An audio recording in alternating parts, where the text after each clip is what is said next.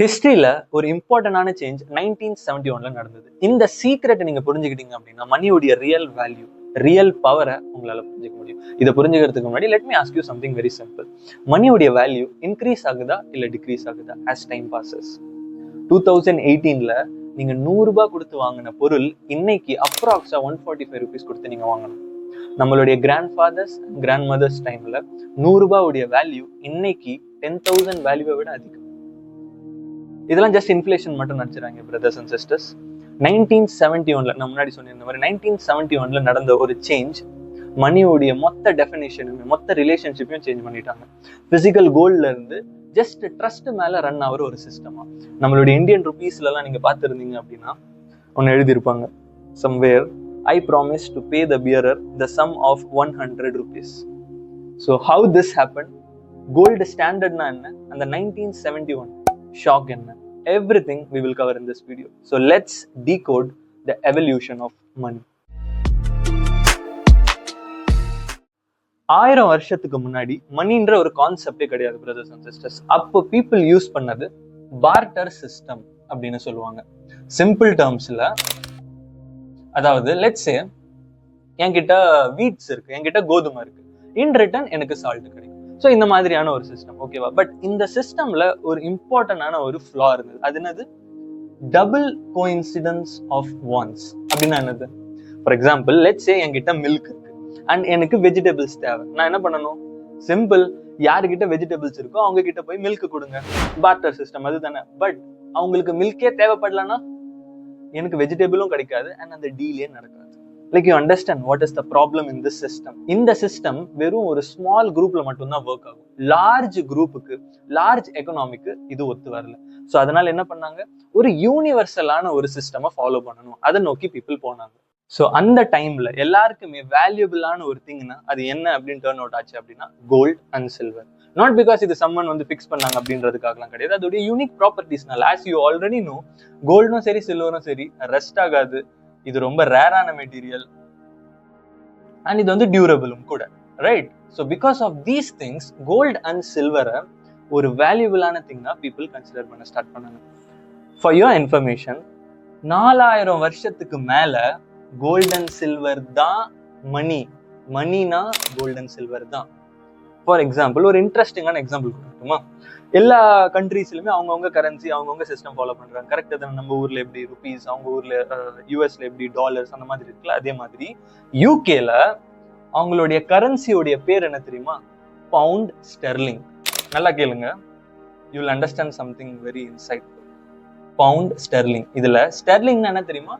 ஒரு high quality silver அப்படின்னு சொல்லுவாங்க. என்னது? High quality silver. பவுண்ட்னா உங்க எல்லாருக்கும் தெரியும், ஒரு சம் குவான்டிட்டி அப்படின்னு வச்சுக்கலாம். அப்போ some quantity of high quality silver, அதுக்கு பேரு தான் பவுண்ட் ஸ்டெர்லிங், ரைட்டா? அப்படின்னா நல்லா யோசிச்சு பாருங்க, அந்த காலத்துல இந்த பவுண்ட் ஸ்டெர்லிங் வைக்கும்போது என்ன அர்த்தம்? That is real silver. Money is real silver. இன்னைக்கு நம்ம யூஸ் பண்ற மாதிரி அவங்க ஒரு பேப்பர் தான் யூஸ் பண்றாங்க, ஜஸ்ட் லைக் மணி ஐ ஷோட், ரைட்? அந்த மாதிரி தான் அவங்க மணி யூஸ் பண்றாங்க. பட் அதுக்கு பின்னாடி எந்த கோல்டும் கிடையாது, அதுக்கு பின்னாடி எந்த சில்வரும் கிடையாது. நேம் மட்டும் சேம், பட் சிஸ்டம் எல்லாம் சேஞ்ச் ஆயிருச்சு. முன்னாடி that was backed by real silver, but now it is just paper. அதுக்கு பின்னாடி எந்த சில்வரும் கிடையாது, கோல்டும் கிடையாது. நேம் சேம் தான், சிஸ்டம் சேஞ்ச் ஆயிடுச்சு. Like you are understanding in the concept. Now something interesting is happening in the story. அதாவது ஒரு turning point என்ன சொல்லலாம். Why? Because இந்த டைம்ல, இந்த மாதிரி இந்த மணி எவல்யூஷன் இந்த நடந்திருக்கிற டைம்ல எம்பையர்ஸ் க்ரோ ஆக ஸ்டார்ட் ஆகுது, வார்ஸ் அதிகமாகுது. அதனால கவர்மெண்ட்டுக்கு என்ன தேவை? அதிகமான மணி தேவை, ரைட்? இஃப் வார் அதிகமா நடந்தா கவர்மெண்ட்டுக்கு என்ன தேவை? மணி தானே தேவை, ரைட்? மணி இப்போ அதிகமா தேவைப்படுது, but gold and silver limited. அதனால என்ன பண்ணாங்க தெரியுமா? அந்த சில்வர் காயின்ஸ் எல்லாம் இருந்ததுன்னு நான் சொல்லிட்டு இருந்தேன். அந்த டைம்ல என்ன பண்ணாங்க அப்படின்னா, இந்த சீப் மெட்டல்ஸ் எல்லாம் இருக்குல்ல, இந்த காப்பரை கொஞ்சம் கொஞ்சமா அந்த சில்வர் காயின்ஸோட மிக்ஸ் பண்ண ஸ்டார்ட் பண்ணாங்க. இனிஷியலா பீப்புளுக்கு அதை பத்தி அவேர்னஸ் இல்லை, பீப்புளுக்கு அதை பத்தி தெரியல. பட் கொஞ்சம் கொஞ்சமா பீப்புள் சஸ்பெக்ட் பண்ண ஸ்டார்ட் பண்ணாங்க. ஏதோ something is missing, something is not correct அப்படின்றத அவங்க கொஞ்சம் கொஞ்சமா உணர ஸ்டார்ட் பண்ணாங்க. And eventually they got to know that அவங்க ஹோல்ட் பண்ணிருக்க அந்த சில்வர் காயினுக்கு வேல்யூவே கிடையாது. This is not something true அப்படின்றது அவங்களுக்கு தெரிஞ்சிச்சு. உடனே என்ன நடந்தது? ரியல் சில்வரை ஹைட் பண்ண ஸ்டார்ட் பண்ணாங்க. ஃபேக் காயின்ஸுக்கு வேல்யூ லிட்டரலா லூஸ் ஆச்சு. பிகாஸ் கரன்சி மேல கம்ப்ளீட்டா ட்ரஸ்ட் கொலாப்ஸ் ஆயிடுச்சு. ஹிஸ்டரி என்ன சொல்லுது அப்படின்னா, எப்பெல்லாம் மணியை கரப்ட் பண்றாங்களோ அப்பெல்லாம் சிஸ்டம் கொலாப்ஸ் ஆகுது. So I want to ask you a simple question. இப்போ whether money is corrupted or not, what do you think? இப்போ இருக்கிற மணி கரப்டடா இல்லையா? ரொம்ப சிம்பிளான கேள்வி. பட் ஹிஸ்டரி சேஸ் தட் எப்பெல்லாம் மணியை கரப்ட் பண்றாங்களோ, எப்பெல்லாம் அந்த சிஸ்டம் வந்து இந்த மாதிரி மணியை வந்து கரப்ட் பண்ண ஸ்டார்ட் பண்றாங்களோ, தென் the whole system will collapse அப்படின்னு ஹிஸ்டரி சொல்லுது. இப்போ நடந்துரும்னு நான் சொல்லல, but I'm just telling you all the facts. We will cover some more interesting insights. Just stay with me. So இந்த மாதிரி ஸ்கேம்ஸ் எல்லாம் நடந்துட்டு இருந்தது அப்படின்னு சொன்னால அந்த காயின்ஸ்ல காப்பர்லாம் மிக்ஸ் பண்ணாங்கன்னு சொல்லிட்டு. ஸோ அந்த டைம்ல ஒரு நியூ இன்வென்ஷன் வந்தது. You know that is the time so called paper money was introduced. And you know யார் இதை இன்ட்ரடியூஸ் பண்ணாங்க தெரியுமா? கொரோனா எங்கிருந்து வந்தது? China introduced this paper money. இந்த பேப்பர் மணி, அதாவது இப்போ ஃபார் எக்ஸாம்பிள் நான் இந்த பேப்பர் மணி வச்சிருக்கேன்ல, இந்த பேப்பர் மணி இது இருக்குல்ல, இது என்னன்னா சிம்பிளா இது ஜஸ்ட் ஒரு ரிசிப்ட் மாதிரி. அதாவது ட்ரஸ்டட் இன்ஸ்டிடியூஷன் அப்படின்னு ஒரு கான்செப்ட் இருந்தது. அதுல என்ன பண்ணுவாங்க அப்படின்னா, உங்களுடைய சில்வர் காயின்ஸ் எங்க கிட்ட சேஃபா இருக்கும், அதுக்கு பதிலா இந்த ரிசிப்டை நீங்க எடுத்துக்கோங்க அப்படின்னு சொல்லிட்டு தான் உருவானது. You understand? அப்படின்னா இந்த ஒரு பேப்பரை நான் போய் கொடுத்தேன்னா I'll get the silver coins back. You understand? But ஆனா இப்போ என் கையில இருக்க இந்த மணியை கொடுத்து என்னால ஏதாச்சும் வாங்க முடியுமா? Nothing. Even in this note it is written something like, I promise to pay the bearer the sum of 100 rupees. It is just a promise, it is just a trust. But ஆனா இது start ஆனது எப்படி? இதுக்கு பின்னாடி ஒரு real silver இருந்தது, ரைட்டா? இது ஒரு ரிசிப்ட் மாதிரி. நான் எப்பனா போலாம், எப்பனா போயிட்டு என்னோட சில்வரை எடுத்துட்டு வந்துடலாம், என்னோட சில்வர் காயின்ஸை எடுத்துட்டு வந்துடலாம். That's it. பட் இப்போ அப்படிதான் நடக்குதா? No, right? ஸோ இந்த பேப்பர் மணி கொஞ்சம் கொஞ்சமாக ஸ்ப்ரெட் ஆக ஸ்டார்ட் ஆச்சு, எல்லா பீப்புளும் யூஸ் பண்ணாங்க. பட் ஆனால் ஒரு ஸ்ட்ரிக்டான ரூல் இருந்தது. அந்த ரூல் என்ன? இந்த பேப்பர் மணியை நீங்கள் எப்பனா ரிட்டர்ன் பண்ணிட்டு கோல்டை இன் எக்ஸ்சேஞ்ச் நீங்கள் வாங்கிக்கலாம். இப்போ உங்களுக்கு ஒரு கொஸ்டின் வரணும், இவ்வளோ நேரமாக நான் சில்வர் காயின்ஸ் பற்றி தானே பேசிட்டு இருந்தேன், இப்போ என்ன கோல்டு எக்ஸ்சேஞ்ச் பண்ணிக்கலாம் அந்த பேப்பர் கரன்சியை வச்சு அப்படின்னு நான் சொன்னேன் அப்படின்னு நீங்கள் கேட்டிங்கன்னா, இட்ஸ் வெரி சிம்பிள். இப்போ நம்ம ஒரு எவல்யூஷன் ஃபேஸில் இருக்கும், கரெக்டாக? There was a time when your paper currency was backed by silver. But as time evolves, எல்லாருமே வேல்யூவா கன்சிடர் பண்ற ஒரு யூனிவர்சல் திங் தேவைப்பட்டது. So they upgraded from silver to gold. ஓகேவா? So that's where this concept of gold standard came into the picture. So இந்த concept படி என்னது? Every paper money will be backed by gold. அதாவது every paper money can be exchange for gold. You understood? So இது இருந்ததுனால ஒரு இம்பார்ட்டன்டான, ரொம்ப எப்படி சொல்றது, ஒரு சிஸ்டமே பேலன்ஸ்டா இருக்கும்னு சொல்லுவாங்க. ஏன்? பிகாஸ் கவர்மெண்ட்னால அன்லிமிட்டடா மணியை பிரிண்ட் பண்ண முடியாது, ரைட் தானே? இஃப் அவங்க அன்லிமிட்டடா மணி பிரிண்ட் பண்ணாங்கன்னா என்ன நடக்கும்? You already know the answer, right? Paper currency is backed by gold, people will demand gold, ரைட்டா? ஸோ அன்லிமிட்டடா பிரிண்ட் பண்ண முடியாது. How much gold you have, that much money only you can print. So the whole system was balanced. So இதுதான் ஒரு பியூட்டிஃபுல்லான thing when your money is backed by gold, because the whole system will be balanced. ஓகேவா? But இப்போ அப்படிதான் நடக்குதா? Comment and let me know. இப்போ நடக்கிற சில சீக்வன்ஸ் ஆஃப் இன்சிடென்ட்ஸ் நல்லா நோட் பண்ணிக்கோங்க, because this is what has changed the fundamentals of money. அதாவது 1913ல யூஎஸ்ல ஃபெடரல் ரிசர்வ் உருவாக்கப்படுது. But this is the most important step which shifted the control from people to institutions.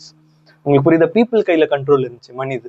But ஆனா இந்த ஒரு ஷிஃப்ட்டுக்கு அப்புறமா, 1913 ஷிஃப்ட்டுக்கு அப்புறமா கண்ட்ரோல் இன்ஸ்டிடியூஷன்ஸ் கையில போச்சு. ஆனா இப்பயும் ஃபவுண்டேஷன் ஆஃப் மணி இருந்தது. Paper money was backed by gold. And இந்த சிஸ்டம் ஓவர் நைட்ல எதுவுமே சேஞ்ச் பண்ணல. பட் வேர்ல்டு வார் 2க்கு அப்புறமா, post world war 2, Bretton Woods agreement அப்படின்னு சொல்லுவாங்க, போஸ்ட் வேர்ல்டு வார் 2க்கு அப்புறம் யூஎஸ் ஒரு ஸ்ட்ராங்கான லீடரா எமர்ஜ் ஆச்சு. ஸோ குளோபலா எல்லாரும் என்ன பண்ணாங்க? யூஎஸ் வந்து ஒரு ஸ்ட்ராங்கான எக்கனாமியா அக்ரி பண்ணிட்டாங்க. ஸோ அதனால யூஎஸ் டாலர் ஒரு குளோபல் ரிசர்வ் கரன்சியா மாறிடுச்சு, ரைட்? அண்ட் நம்மளுடைய இந்தியன் ருபீஸா இருக்கட்டும், வாட் எவர் இட் இருக்கட்டும், அது வந்துட்டு கோல்டு டாலரோட லிங்க் ஆயிருக்கும், rupees or what ever it is, ரைட்டா? நீங்க பாத்துருப்பீங்களா, இப்போ நம்ம $1 இவ்வளவு இந்தியன் ருபீஸ் அப்படின்னு இருக்குல்ல. So global reserve currency will be dollar and other currencies will be linked to US dollar. But ஆனா இப்பயும் foundation ஒன்னதா இருந்தது. அதாவது dollar will be linked to gold. Even now the foundation was not disturbed. கரெக்டா? அதாவது dollar will be backed by gold, right? டாலருக்கு நம்மளுடைய currency எல்லாம் connect ஆயிருக்கும். ஸோ லெட்ஸ் சே நம்ம இந்தியன் ரூபி டாலருக்கு கன்வெர்ட் பண்ணி நம்மளால கோல்டை வாங்க முடியும். ஃபவுண்டேஷன் ஆஃப் மணி அப்பையும் ஸ்ட்ராங்காக தான் இருந்தது. ஓகே, இந்த மொமெண்ட் வரைக்கும் ஃபவுண்டேஷன் ஆஃப் மணி ஸ்ட்ராங்காக இருந்தது, சிஸ்டம் ஸ்டேபிளாக இருந்தது. You know 1971, that was the beginning of a new era which we are living currently. In the 1971ல US president, ஓகே, நிக்சன் வந்துட்டு என்ன சொல்லிட்டாரு அப்படின்னா, இந்த கனெக்ஷன் இருக்குல்ல, இந்த dollar will be backed by gold அப்படின்னு சொல்லிட்டு இந்த கனெக்ஷனை அவர் பிரேக் பண்ணிட்டாரு. He just broke this dollar which is connected to gold இருக்குல்ல, இதை அவர் கம்ப்ளீட்டா பிரேக் பண்ணிட்டார். That was the global shock, which means உங்களுக்கு புரியுதா, இது வரைக்கும் என்ன நடந்துட்டு இருந்தது? US dollar will be backed by gold and நம்மளுடைய எல்லா கரன்சிஸுமே டாலரோட லிங்க் ஆயிருக்கும். கரெக்டா? இதை வச்சு தானே ட்ரேட் எல்லாம் நடந்துட்டு இருந்தது. அந்த ரிசிப்ட், ஓகே, நான் கையில வச்சிருக்க இந்த மணிக்கு கோல்டு வந்து பேக்கிங் இருக்குன்னு இருந்தது, ரைட்டா? But literally overnight US president இந்த நிக்சன் வந்துட்டு என்ன சொல்லிட்டாரு, இதுக்கப்புறம் டாலர் வந்துட்டு கோல்டோட லிங்க் ஆயிருக்காது, ஸோ அதனால டாலர் கொடுத்தா நாங்கள் கோல்டு எல்லாம் கொடுக்க மாட்டோம் அப்படின்னு சொல்லிட்டாரு. You understand the impact? First of all ஏன் அப்படி பண்ணாங்க? You have to comment. Suppose if you know the answer, comment. இல்லைன்னா சர்ச் பண்ணி எனக்கு சொல்லுங்க, எதுக்கு யூஎஸ் இந்த லிங்கை பிரேக் பண்ணாங்க? What is the reason behind it? இந்த டீலிங்க்கு அப்புறம் தான் we entered into a new era named fiat currency. fiat currencyனா நம்ம கையில இருக்க மணி இருக்குல்ல, that is not backed by anything other than trust, ஒரு நம்பிக்கை, அவ்வளவுதான். ஸோ இப்போ நான் எக்ஸ்பிளைன் பண்ண திங்ஸ் உங்களுக்கு புரிஞ்சிருக்கும். So which means we are in the fiat era. அப்படின்னா நம்ம வச்சிருக்க paper notes is not backed by any real gold or silver, ரைட்டா? ஸோ இப்போ literally US dollar which is not backed by any gold அப்படின்னா literally அது ஒரு paper. So அப்போ literally US just paper print பண்ணியே they can get goods, real goods and services. Isn't it crazy? So system எப்பயோ deviate ஆயிடுச்சு. அதோடைய consequences யார் face பண்ணிட்டு இருக்கா? We are already facing. If you understand what I am speaking, you know. கரெக்டா? So ஹிஸ்ட்ரியில் நம்ம என்ன பார்த்தோம்? எப்பெல்லாம் எம்பையர்ஸ் மணியை கரப்ட் பண்ணாங்களோ சிஸ்டம் கொலாப்ஸ் ஆயிடுச்சு. Isn't it we are going in the same direction? I'm not saying, I'm just asking you a question. Are we going in the same direction after this 1971? Where the world is going? இப்போ கரண்டா இந்த டைம்ல US உடைய dead எவ்வளவு தெரியுமா? எவ்வளவு trillion dollars தெரியுமா? US as a country அவங்களுக்கு எவ்வளவு கடன் இருக்கு தெரியுமா? நான் ஸ்கிரீன்ஷாட் அட்டாச் பண்றேன். Like, just connect the dots, you will clearly understand what I'm trying to say. இந்த 1971 ஷாக்கை பத்தி நான் இன்னும் டீட்டெயில்டா ஏன் அப்படி பண்ணாங்க ஃபர்ஸ்ட் ஆஃப் ஆல், அதுக்கப்புறம் கண்ட்ரீஸ்க்கும் இதுக்கும் என்ன டிஸ்கஷன்ஸ் நடந்தது, அதை பத்தி டீட்டெயிலா தெரிஞ்சுக்கணும் அப்படின்னு நினைச்சீங்கன்னா கமெண்ட் பண்ணுங்க. நான் அதை பத்தியும் ஒரு டீட்டெயிலான வீடியோ மேக் பண்றேன். Because if I cover that part, just imagine பண்ணி பாருங்க, உங்களுக்கு மொத்த எவல்யூஷன் ஆஃப் மணியும் you will completely understand and you will clearly understand இந்த paper note was once a receipt. Okay, இந்த ரிசிப்டை கொடுத்து நான் கோல்டு வாங்க முடியும். It was just a receipt. ஆனா எத்தனை பேருக்கு, நம்மள எத்தனை பேருக்கு தெரியும் நம்ம கையில வச்சிருக்க இன்னைக்கு இந்த ஒரு மணி வந்து it's not money at all. It was just a receipt for the original money called gold. With that, signing off from me.